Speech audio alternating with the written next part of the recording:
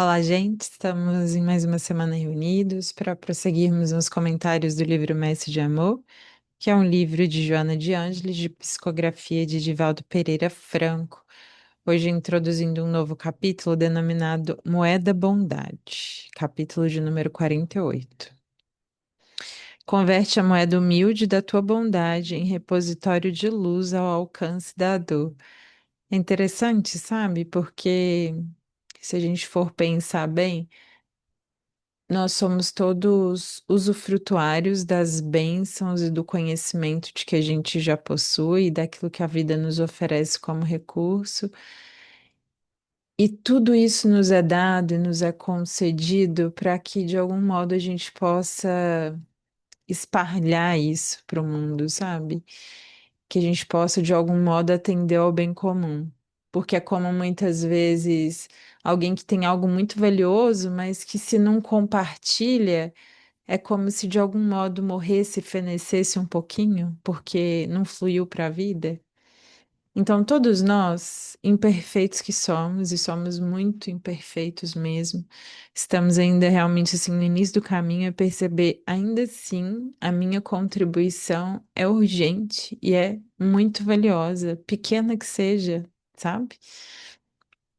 Com ela, descobrirás valiosos recursos que se podem transformar em alegria para muitos seres. Então, sabe, em momentos de dor, em momentos de dificuldade, mas também quando as coisas estão bem, tranquilas, que seja um nosso motor contribuir para a vida, sabe, para esse fluxo seguir, porque é, entendendo essa vida como apenas uma das que a gente já viveu e vendo as abundantes bênçãos que Deus tem nos concedido nessa e em tantas outras existências, a gente começa a perceber que a nossa contribuição de fato ela é muito diminuta e que de algum modo a gente é pesado para o mundo, sabe? Muitas vezes nas nossas dores, nas nossas amarguras, a nossa tendência a nos fechar como seres humanos, mas na verdade ao perceber essa dor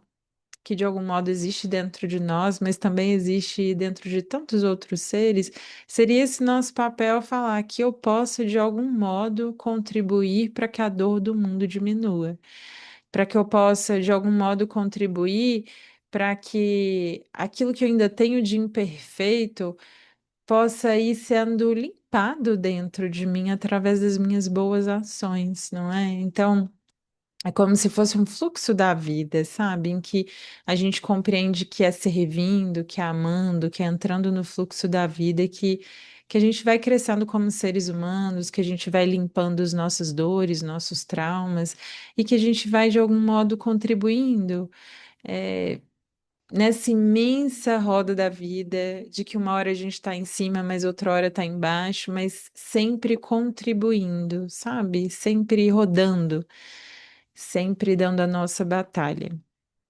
Embora desprovido do dinheiro, constatarás a riqueza que se desvaloriza no cofre da saúde por falta do uso adequado. Os olhos que te proporcionam a encantadora bênção dos panoramas conhecidos podem levar à ignorância uma página de reconforto evangélico traduzindo a mensagem simbólica das palavras veladas pelas letras. Então, sabe?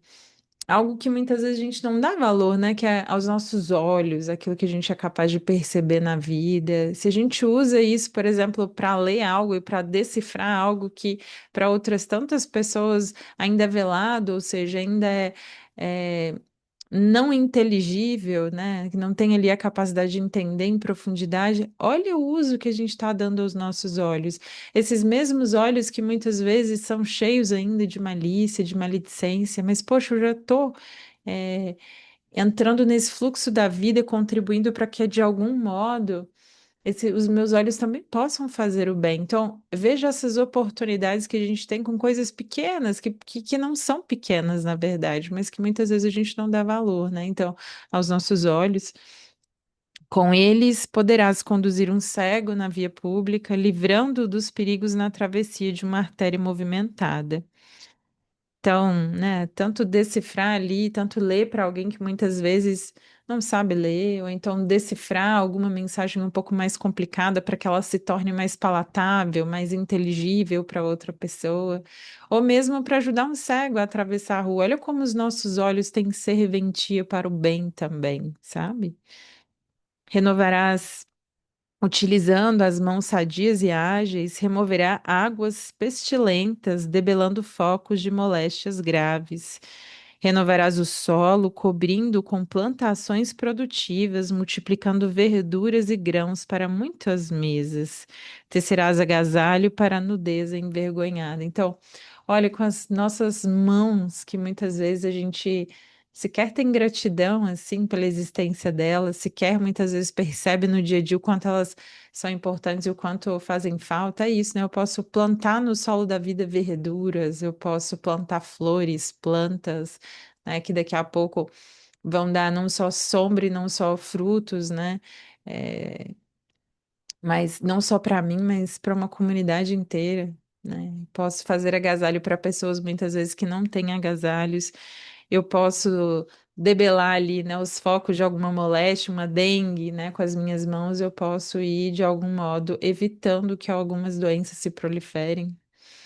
Aplicarás remendos em tecidos rotos que se tornarão úteis, né? Faço ali remendos na roupa que muitas vezes não estava sendo utilizada, mas depois de um trato que a gente dá com as nossas próprias mãos, de repente volta a ser útil, né? Corrigirás ramos retorcidos nos braços do arvoredo, conduzirás volumes que sobrecarregam crianças e anciãos apenas agitando essas antenas de socorros que são as tuas mãos. Com a voz exaltarás a verdade, falando sobre a harmonia do amor. Defenderás a honra ultrajada, emitirás conselhos fraternos, entoarás a canção da esperança, abençoarás.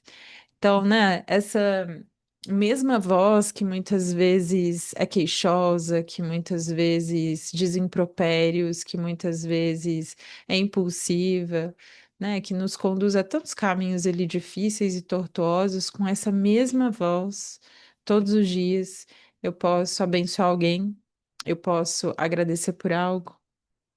Eu posso emitir conselhos, bons conselhos para as pessoas. Então, veja, uma coisa simples, mas que, se bem utilizada, nos há de consertar tantos desvios e é pensar sobre isso, sabe? Nessa mesma vida, o quanto com os recursos que a gente tem, né? Com as mãos ali, com a voz, né? Com os nossos olhos, a gente pode fazer tanta coisa que é pequena, nada de grandioso, mas que tem um impacto também significativo, sabe? Na vida do outro. Então, que a gente possa usar esses mesmos recursos que muitas vezes a gente mal utilizou para algo positivo, para alimentar o meu melhor lado. Então, que belo é essa concessão da espiritualidade divina que todos os dias nos dá essas oportunidades em alimentando meu lado mais justo, mais bom, meu melhor lado.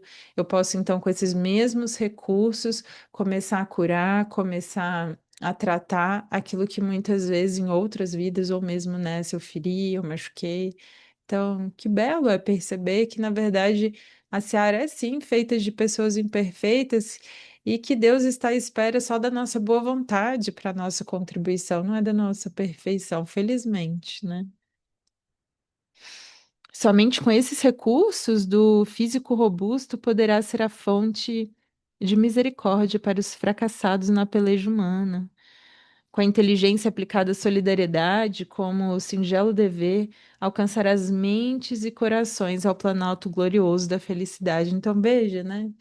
Se eu alio a minha inteligência, aquilo que eu sei, a sabedoria, né, ao bom senso, ao senso de amor e de justiça, muitas vezes eu consigo consertar tantas coisas que em outras vidas eu deturpei, né, que com o meu conhecimento eu fiz coisas egoístas, ou então eh, de algum modo trabalhei contra o orbe, contra o planeta. Agora, na verdade, venho com esses mesmos recursos, mas para utilizar de uma forma mais produtiva, melhor. Que belo é a vida nos dando essa capacidade todos os dias de nos redimir de algum modo, com esses mesmos recursos, às vezes, né? Com sentimento afetivo, presentearás o anjo da amizade, a amargura distendida na multidão, e recenderás o perfume da compreensão entre os espinheiros da revolta devastadora. Então, se tenho esse amor no meu coração, muitas vezes ainda pequenino, incipiente por mim mesmo, pelo mundo, pela humanidade, se eu sou capaz de colocar esse amor em movimento, de começar a perceber o quanto todos nós estamos ligados, o quanto todos nós somos irmãos, então, essa mensagem de amor, ela consegue se espraiar para outros tantos corações que de algum modo são alcançados com esperança, né, com às vezes um novo sentido de vida, mais nobre, mais claro, né, com uma busca desses valores mais reais, não é? E inteiro te converterás num escritinho de valiosas gemas a espalhar conforto e alento pelo grande caminho das almas. Sempre podemos fazer algo pelo nosso próximo. Eu acho bonito esse parágrafo anterior, porque é como se dissesse assim: não espere estar pronto. É inclusive no trabalho, durante o trabalho, é que a gente vai se engrandecer como seres humanos, é que a gente vai travando as nossas batalhas em movimento, é na ação mesmo, que de algum modo a nossa vida vai, desatando os nós. Então, não esperemos estar com todos os nossos nós e laços desatados para que a gente possa servir. Não. São com as nossas imperfeições, são com as nossas debilidades, mas. E que é isso, né? A gente vai ver os apóstolos também eram assim, né? Os discípulos ali mais próximos tinham debilidades, e como diz o Fonte Viva numa mensagem muito bonita de Emmanuel, que chama Exemplo do Cristo, é isso. É exatamente isso, é a capacidade de olhar além da debilidade e ver potencial nas outras pessoas, em nós, no caso, né?